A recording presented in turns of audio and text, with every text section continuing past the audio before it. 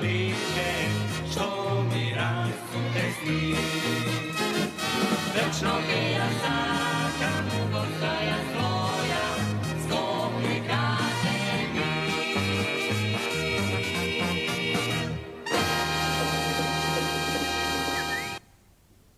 Да, така е, четврток 18 часот и 15 минути или редовниот термин за уште едно ново издание од Скопје ми е дома. Почитувани гледачи, добре дојдовте, ви благодарам што и овој четврток и овој попладне сте со нас.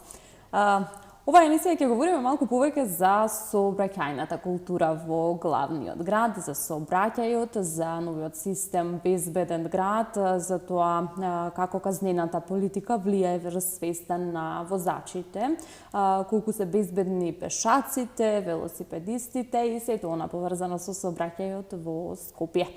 А на оваа тема и на повеќе други прашања и подтеми вечерва ќе говорам со Младен Јаневски или инженер по сообраќајна технологија. Да не изгрешам јас во називот. Младен, ви благодарам што сте дел од Скопје ми е дома, што ја прифативте мојата покана да гостувате и што ќе говориме на важни теми, на многу важни теми за Скопје. Како сте? Добро вечер. Прво благодарам за поканата, Викторија. Одлично благодарам. Баш ми е мило што сум тука. И се надам дека ќе имаме одлична дискусија на овие теми. Овие теми се важни, многу ми е драго што имам човек спроти мене професионалист во неговата област и што ете можеби за прв пат на овие теми во Скопје ми е дома. Јас одвоив една информација, вели во март Безбеден град регистрирал дури 26.000 сообраќајни прекршоци. Значи ли тоа дека веќе почнува да се подигнува свеста кај возачите во сообраќајот и дека стануваме поодговорни во возењето? Дефинитивно таа бројка многу говори, затоа што ако се сеќаваме, односно ако се вратиме неколку месеци наназад, на почетокот на декември, кога почна да се имплементира, односно тестира овој систем, ние во првиот ден на тестирањето имавме некаде околу 110.000 регистрирани прекршоци, ако добро се сеќавам. А сега имаме нешто повеќе од 26.200 беше бројката, податокот што јас утрово го прочитав, што е период од 31 ден, што е драстично намалување или драстично поодговорно возење, например, на скопските улици. Така да подобрување дефинитивно има. Тоа и се осеќа, односно се чувствува кај нас возачите. Така да мислам дека веќе имаме навистина зголемување на сообраќајната култура во главниот град, но и во Тетово и во Куманово и по коридорите 8 и 10 каде што овој систем е имплементиран, така да ова е навистина податок за пофалба. Да, само ќе се надоврзам, вели минувањето на црвено светло се намалило за дури 68% во однос на февруари истава година. Што е уште подобар податок. Толку ли бевме неодговорни, Младен? Да. Видете, јас во едно претходно гостување на друга телевизија направив една компарација. Ако претходно сме биле културни во сообраќајот надвор од Македонија и сме гледале како се другите културни во сообраќајот надвор од Македонија, сега гледаме како сме ние културни во сообраќајот. Разликата тогаш беше драстична. Сега може да кажеме дека на македонските патишта или ајде во главниот град, како град каде што првично се имплементираше овој систем, или еден од трите градови, веќе имаме европско возење по улиците. Значи се внимава на пешаци, се внимава на брзината на движење, се внимава на сигнализацијата, што е навистина големо подобрување и навистина за пофалба и за нас како учесници во сообраќајот, меѓутоа и за сите оние кои што работеле на имплементација годиниве наназад на овој систем. Да, и ете, ненамерно или не случајно започнавме токму со Безбеден град или Safe City, кој што почна да функционира оваа година.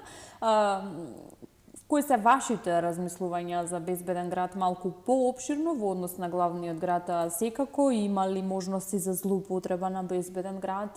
Како ќе се регулираат, односно кој ќе го контролира сето тоа и дали сме спремни како главен град за Safe City? Вака, ова е проект кој што почна да се работи години наназад, значи работеле 2 или 3 владини гарнитури во целост на овој проект и мене ми е многу жал од една страна што порано немаме имплементирано ваков систем, затоа што имаме многу голем број на жртви на македонските патишта.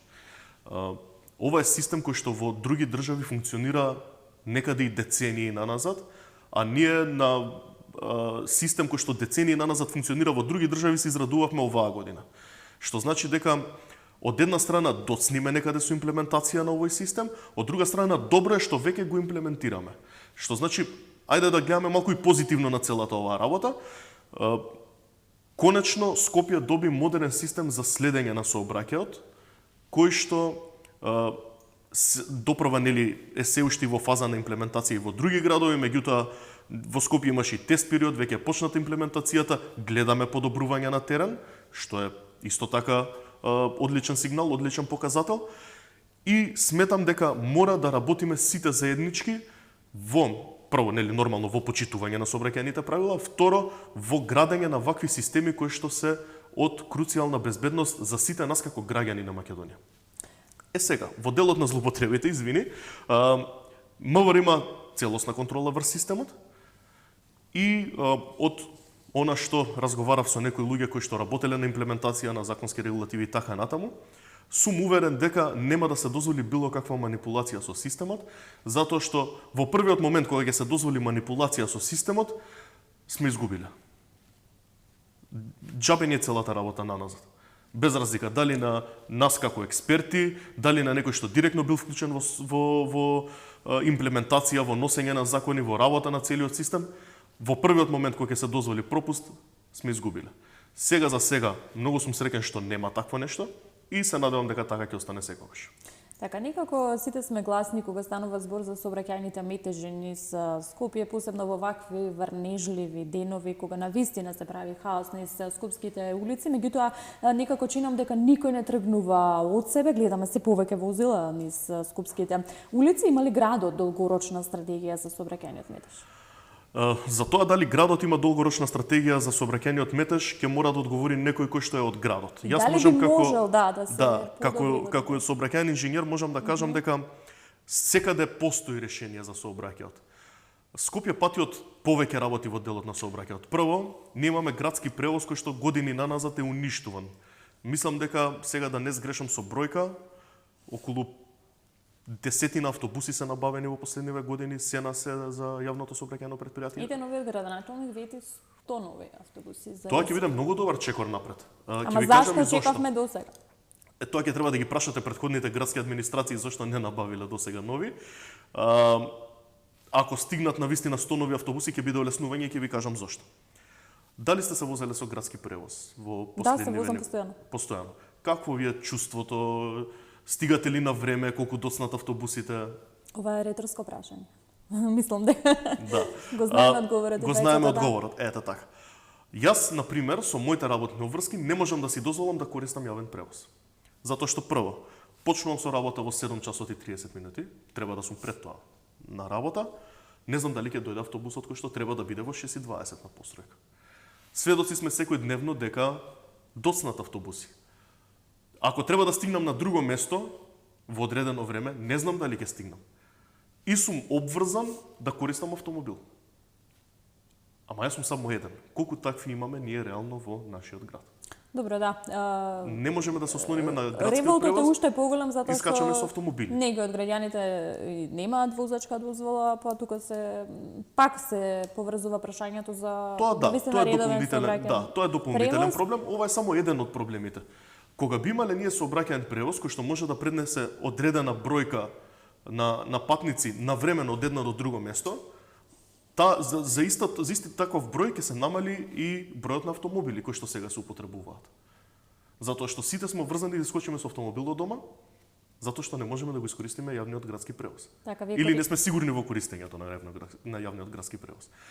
Така да, кога би имале подобри услови за користење на градски превоз, еве градоначалникот спомне градски воз и така натаму, значи повеќе можности кои што би можеле да ги користиме како дел од градскиот превоз, сигурно ќе имаме растеретување во користењето на автомобилите. Се надевам дека тоа ќе биде резултатот и мислам дека сите оние кои што работат на тоа, дека работат со таа цел. Да, еве кога сме кај јавниот градски превоз, споменето беше дека ќе има и брз автобуски превоз во Скопје. Како да се мотивираат повеќе граѓаните да користат други алтернативни возила, освен автомобилите секако? Видете, мора и кога ќе стигнат новите 100 автобуси во ЈСП, мора градот да работи на враќање на довербата кај граѓаните дека сега градскиот превоз ќе функционира подобро тоа што функционирал до сега. Значи граѓаните мора да ја стекнат таа доверба повторно назад, што реално нема да биде лесно. Ќе треба прво да се осигураме дека сега стварно стига автобусот на време, па ќе можам да се ослонам на тоа да искочам са Балева 6:20, да си го фатам автобусот, да стигнам до 7:30 на работа, па да знам дека после тоа ќе можам да отидам до друго некое место да завршам работа, па да се вратам попладнето дома. Кога ќе се осигурам, односно кога повторно ќе стекнеме довербата дека сега нешто функционира подобро, тогаш мислам дека се повеќе и повеќе наши сограѓани ќе се вратат во употреба на јавниот градски превоз. Ќе направам една мала компарација, ако ми дозволиш тука. Сите сме имале, или повеќето сме имале можност да отидеме во некој од другите главни градови во Европа. И таму знаеме дека, ајде да не претарам до секунда да речам, ама во минутата кога пишува дека ќе стигне автобусот, стига, или метрото, или возот. Ние веќе, таму има некоја доверба во јавниот градски превоз, па сите го користиме дури и ние како туристи, па не бараш рентакар, па што знаеш дека можеш да стигнеш од едно до друго место. Граѓаните масивно го користат, се помалку и помалку автомобили се користат таму. Кај нас имаме обратна ситуација. Кај нас имаме се повеќе користење на автомобили затоа што немаме доверба во јавниот градски превоз, па мора да ни се враќа довербата за да ги оставиме автомобилите да го користиме градскиот превоз. Значи имаме сега неколку чекори, односно градот ќе има неколку чекори за работење, за нам да ни ја врати довербата, за ние повторно да се вратиме во јавниот градски превоз. Така, и кога говориме за алтернативни превозни средства, тука несомнено ќе ги споменеме и велосипедите, велосипедистите секако, повеќето од скопските општини дадоа и субвенции за граѓаните кои што сакаат да се подноват со нов велосипед. Верувам дека во насока на таа мерка за да се избегне користењето на автомобил. Колку е безбеден градот за велосипедистите, колку е безбеден градот за пешаците? Вака. Мислам дека се сеќаваме на периодот од пред некои 15 на години кога имаше премалку велосипедски патеки во Скопје. Сега веќе имаме каде поголем број, иако на многу од булеварите кои што се во изградба или допрва треба да се градат, или треба да се обновуваат, рехабилитираат, популарно кажано, допрва ќе треба да се градат или поставуваат велосипедски патеки. Зошто го зборам ова? Велосипедот како превозно средство во градска територија или во градски реон е одличен. Зошто? Лесен е за пренесување, од едно до друго место се стига релативно брзо. При тоа се избегнуваат сите гужви, значи нема заглавување во сообраќај и добро е за здравје на крајот на денот.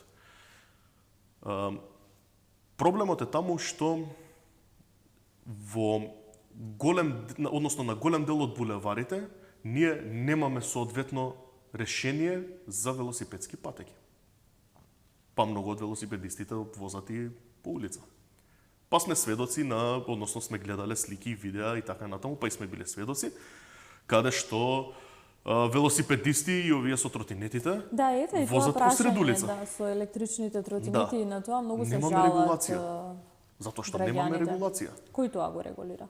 Тоа треба да го регулира МВР и секој кој што несоодветно управува со тротинет, со електричен тротинет или со велосипед да биде санкциониран.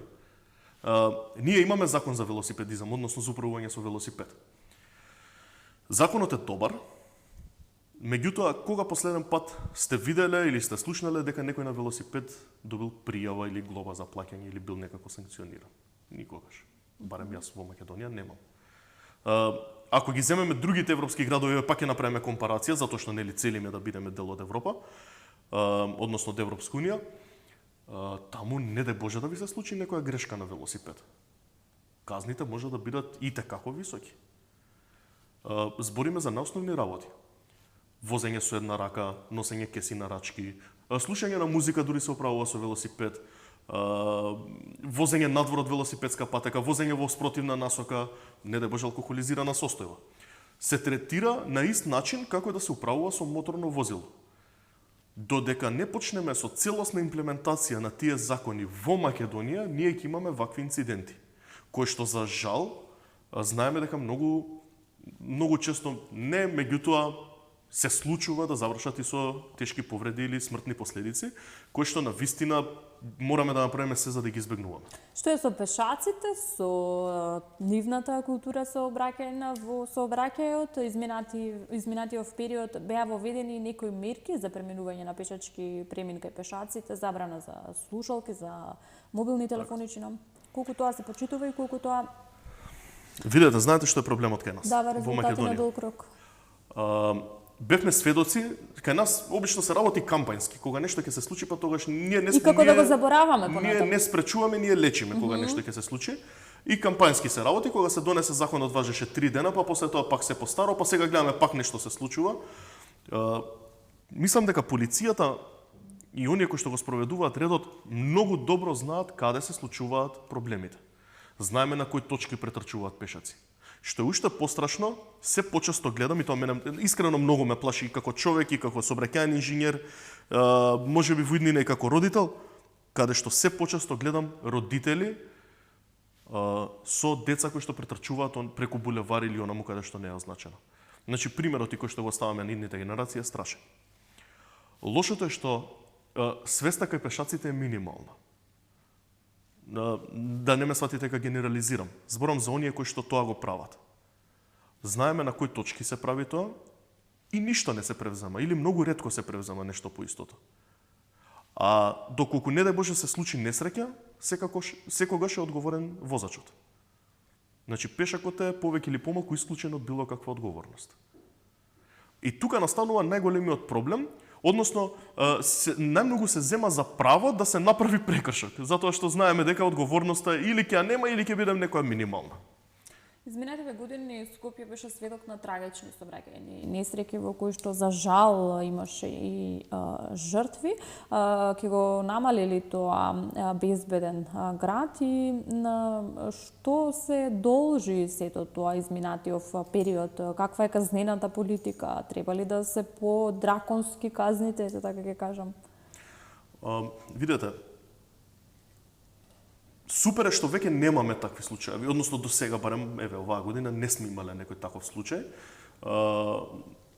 Односно се случија, мислам дека сега да не сгрешам 2 такви случаеви, но на помали улици, Така, не да. на булевари. Да. Затоа што булеварите се веќе обезбедени со камери, со радари и веќе ние возачите повеќе внимаваме и на брзината на движење и така натаму. Да, мајве секојдневно има такви незгоди. Има, за жал има, да.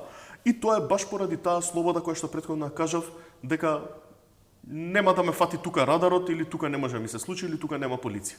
Затоа што одговорноста кај нас како луѓе за жал е на многу минимално ниво. Затоа што ние не размислуваме еден чекор однапред или не гледаме еден чекор напред, затоа што може да се случи со нашето однесување. Значи, тука се ставам и себе си. Да не биде дека некого посочувам или нешто, се ставам тука и себе си. Затоа што последиците од нас потекнуваат. Последицата само од себе не се случува. Кај, за жал, прегазените пешаци не се случило тоа само од себе. Има и некоја друга страна која што тоа го предизвикало. Знаеме дека најголем дел од тие несреќи се случиле буквално на пешачките премини, онаму каде што пешакот треба да е најбезбеден на патот. Така, баш. Да. Зошто? Претходно имавме, значи пред воведување на Safe City како систем, или како закон, или како правило, како систем би рекол повеќе, заснова на тие закони и правила, имавме девијантно однесување на скопските улици. Што сега среќа па се помалку го има. Јас сум многу среќен што се помалку се таквите примери. Околу казнената политика. Јас се надевам дека овој систем ќе се развива многу подобро, многу подетално, многу поопширно. Што значи тоа? Ќе стигнеме до некое ниво, како во некои други понапредни држави од нашата, каде што ќе се препознава дали се врзани појасите во автомобилот. Ќе се препознава дали некој употребува мобилен телефон. Ќе мери безбедна раздалеченост помеѓу автомобилите. Например, тоа се уште никој не го спомнал кај нас. И ред други работи, освен ова сега што се регистрира овие 4 прекршоци. Ќе се регистрира неправилно престројување. Ќе се регистрира блокирање на крстосници кога е отворен или затворен семафорот. Особено кога е затворен семафорот. Мислам дека сето тоа ќе доведе до поголема контрола и регулација. Не до поголема контрола, до поголем ред. И ред, бидејќи Затоа што чинам нас дека ред се ни уште фали. се прогледува. Да, затоа што не важат овие правила. И повторно доаѓаме на истото дека кога не важат правилата, лесно многу се кршат. Така. Ме разбирате? Казните. Може би не е правилно, но јас сум заговорник на високи казни. Зошто? Затоа што колку е повисока казната, толку повнимателни ќе бидеме. Според мене, може би грешам. Затоа што кога некој ќе ви удри под жебот, народски кажано, многу повнимателни стануваме. А не сакаме никој да не удри под жебот. Така, јас среќа, веројатно сум премногу внимателен, па не сум добил до сега никаква пријава или прекршок од Safe City. Меѓутоа и она најмалата да ја добијам што е колку 20 евра во денарска противвредност. Да, па ќе се рече Многу зашто би ја ме ги болело. дадам, да. Многу би ме болело, да. Подобро ќе, не знам, ќе седнам на некој убав ручек или ќе си купам нешто што ќе го носам за тие пари. Меѓутоа, колку е повисока глобата или санкцијата, сметам дека толку повнимателни ќе бидеме. Некои други велат дека подобро е да се пониски, за да не се направи нели удар врз жепот на граѓаните, во ред, и тоа е во ред. Меѓутоа, не смееме па да си дозволиме и толку ниски казни или глоби, па за да може па секој да се приушти. Нели тоа веќе би било грешка. Може некој ќе си рече, за 700 денари, за 600-700 денари или 1000 денари. Ништо не ми менува. Да. Младен, колку е важна едукацијата од најмали нозе на дечињата, да им се пренесе сообраќајната едукација, да се научат на ред, што би рекол ти, од најмали нозе, колку во програмите на воспитно-образовниот процес има ваква содржина? Едукацијата е најважен момент. Затоа и претходно го спомнав дека се повеќе гледам родители со деца кои што претрчуваат на улици онаму каде што не треба, особено преку булеварите. Едукацијата, она што ќе се всади кај детето како навика, како здрава навика од родителот во годините на развој, на растење, тоа останува понатаму за цел живот. Ќе дадам еден личен пример, да не биде дека само напаѓам или зборам. Личен пример ќе тргнам од мене, брат ми и мајка ми, каде што ние не смеевме да помислиме на фрлање на ѓубре и мајка ми носеше ташна што ја викавме кантата на мама и ѓубрето секогаш кога сме шетале завршувало таму. И таа здрава навика до ден денес ни останата да не фрлиме никаде ѓубре надвор од канта, освен таму каде што е наменето.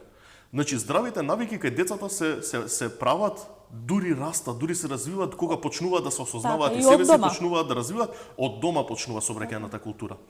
Во образовните процеси, јас лично сум бил дел од еден процес каде што уште во градинките, односно во една градинка, правевме некој вид на обука за тоа како децата треба да се однесуваат во сообраќајот и што беше многу за пофалба, многу од децата знаеа каде се поминува улица, дека тоа е на пешачки премин, дека се погледнува лево десно, дека мама тато не треба да користат телефон кога возат, дека кога се влезе во автомобил се врзува појас, што за нас беше многу зачудувачки, затоа што го гледаме другата страна кај повозрасните каде што ништо од тоа не се почитува.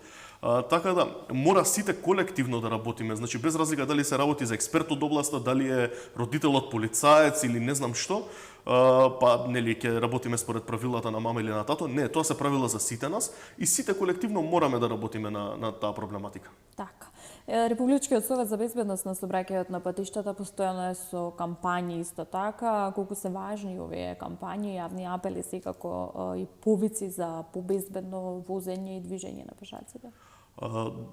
Јас доста од кампањите сум ги видел на РСБСП и навистина е тоа за пофалба. Мора константно да се работи на промовирање на сообраќајната безбедност и некој вид на обука или како би го рекле тоа, осознавање на сообраќајната безбедност преку вакви кампањи. Затоа што не секој е свесен за тоа што се може да биде последица во Да, сообраќајот. да им се Тоа што го доближи, кажавме. да им се Да, доближи. на овој начин им се доближува проблематиката или им се даваат подобри решенија. Некој можеби од сето тоа ќе извлече добра поука, па нема да направи нешто или да повтори нешто што веќе го направил. Така да ваквите кампањи на сите ни се потребни и ваквите кампањи треба да ги има од градинка до пензионерски дом. Да не се разбереме, не зборам за институционално, сакам да кажам од 7 до 77 сите да бидат запознаени со ваквите кампањи и до сите да стигнат. Само на таков начин можеме навистина да ја пренесеме пораката за сообраќајната безбедност и сообраќајната култура до сите. Така.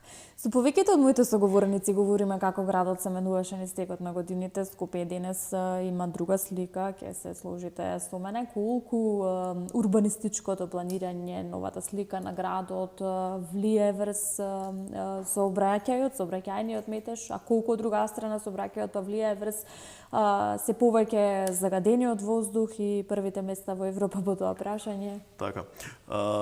Видете, свесни сме и сведоци сме на тоа дека повеќе или помалку се е централизирано во Скопје. Скопје е милионски град на дневна основа. Може би има 500, 600, 700 илјади жители, меѓутоа рачунете дека од внатрешноста на државата секој ден доаѓа некој во Скопје. Без разлика за од кои причини тоа е. Дали е за образование, дали е за здравствени причини, дали е за нешто друго, меѓутоа проблемот кај нас е што се е централизирано. И тоа влијае многу на сообраќајот, затоа што рачунете дека сите оние кои што доаѓаат од внатрешноста, најголемиот дел доаѓаат со своји автомобили. Дополнително, ајде да кажеме, се загушува градот во сообраќајот, односно тесните грла стануваат се потесни и се потешко се поминува на одредени крстосници или по одредени улици. Што е со оние критични точки кои што постојано имаат метеж во сообраќајот, а чинам дека никој ништо не превзема, а сите се жалиме на тие точки? Многу добро прашање. Такви точки имаме многу во Скопје. Еве една таква точка. За жал имаме многу такви точки. Видете, секогаш може да се направи нешто, меѓутоа треба градот да седне со експертите и МВР тука мора да биде дел од сето тоа, според мене, и да направи издржлив план за тоа како ќе движи сообраќајот во градот. Сега, замислете овдека наместо 50 автомобили да видевме еден автобус со 50 патници внатре. Колку помалку беше бентежот? Така? Значи тука е она главно значење на добар градски превоз. Еве го автобусот, ама верувам дека доцни заради тоа е празен. Па многу веројатно, да. Така да кога би имале ние на пример добар градски превоз, тоа што го кажавме на почетокот, градски превоз на кој што би можеле да се ослониме, нели, редовен, квалитетен и така натаму, навремен, брз. Кога тука би намалиле на 50 автомобили, веројатно би се намалила и гужвата за некои 30 до 40 метри до семафорот. Кога би имале такви 3 автобуси од 3 различни краишта, би се намалило за многу повеќе. Меѓутоа, кога би било тоа, кога би функционирало онака како што треба да функционира. Така, значи корените ги бараме во решението на проблемот со градскиот превоз? Првично е градскиот превоз, да. Затоа што некако мислам дека возачиве се понетрпеливи.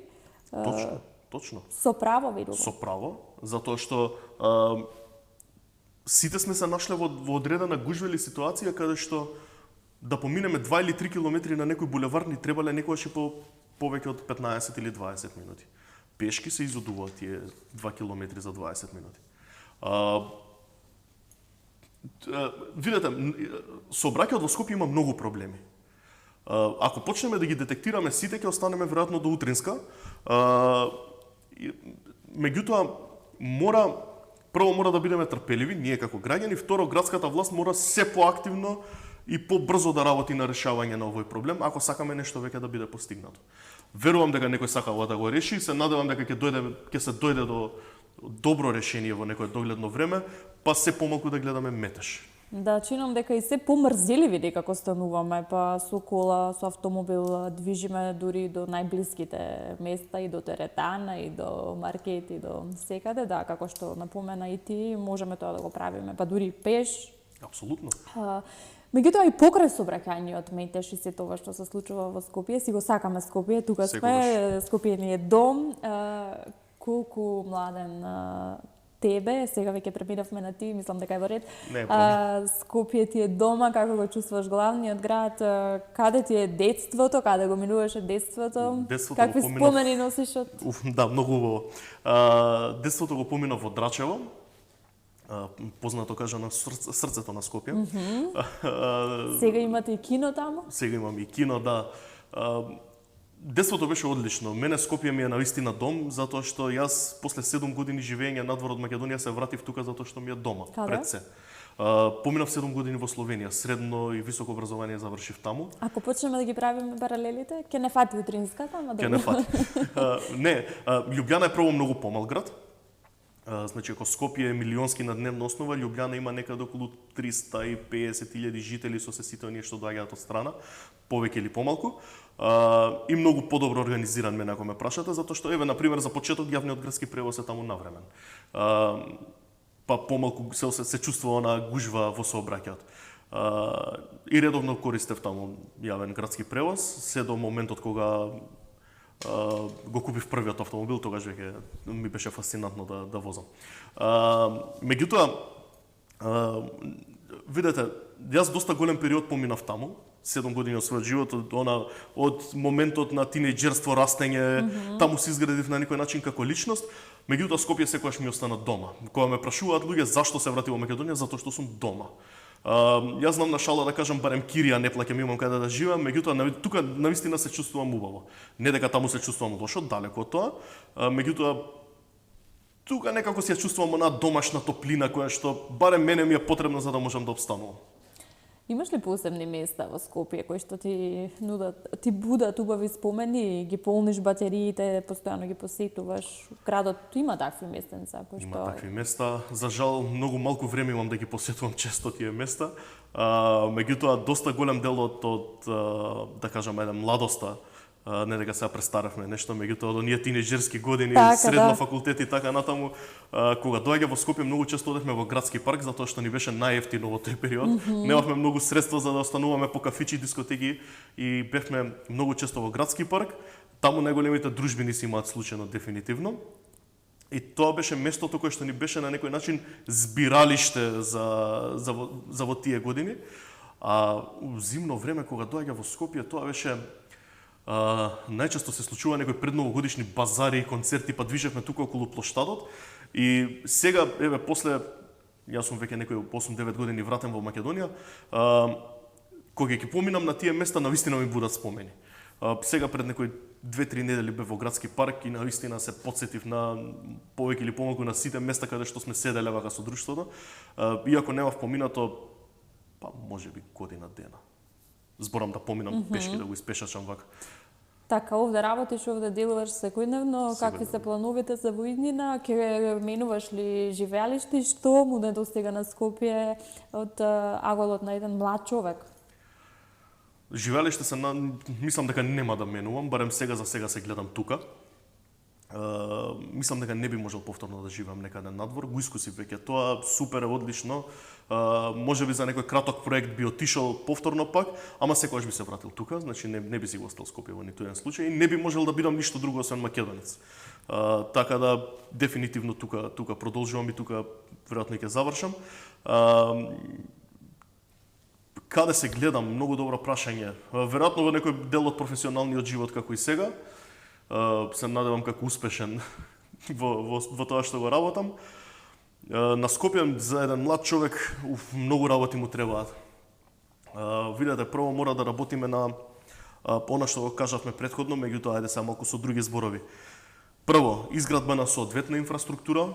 Не зборам тука само за патишта и велосипедски патеки, туку се повеќе простор за односно места каде што би можеле младите да поминуваат време, како паркови, како детски паркови, игралишта и така натаму, каде што буквално ние како деца што сме растели сме се развивале на такви места, повторно да ги имаме во се поголем број, помодерни, подобро направени, посоодветно направени за итните генерации. Првично тоа, малку подобар ноќен живот би било исто така добро, затоа што се сложувам тука. Не дека имаме малку места за искачање, меѓутоа сме некако да кажеме лимитирани во изборот. Па би било добро и искрено се надевам ова навистина од душа и од срце го кажам, дека еден ден Скопје ќе го видам со многу сум љубител на музика, затоа ќе го кажам ова. Ќе го видам Скопје со добра концертна сала, каде што ќе ги видам најголемите светски звезди.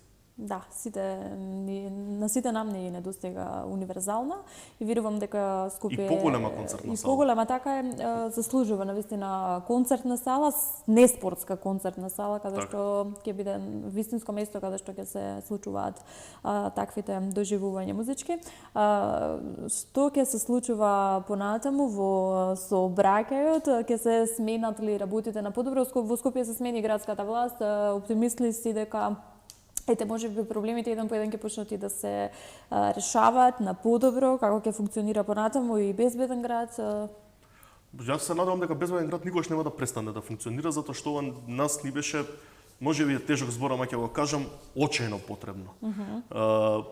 Да не се враќаме пак на статистиката дека имавме многу жртви во сообраќајот претходно, што тоа сега е намалено и мислам дека треба да се држиме до ова и да си го почитуваме, цениме тоа што се прави за нас пред се. Па понатака ќе видиме. Да, новата локална власт има некако гледам дека има желба да направи нешто повеќе за сообраќајот во Скопје и искрено се надевам дека нема да застанат во тој дел. Затоа што сообраќајот во Скопје е една од болните теми на градот.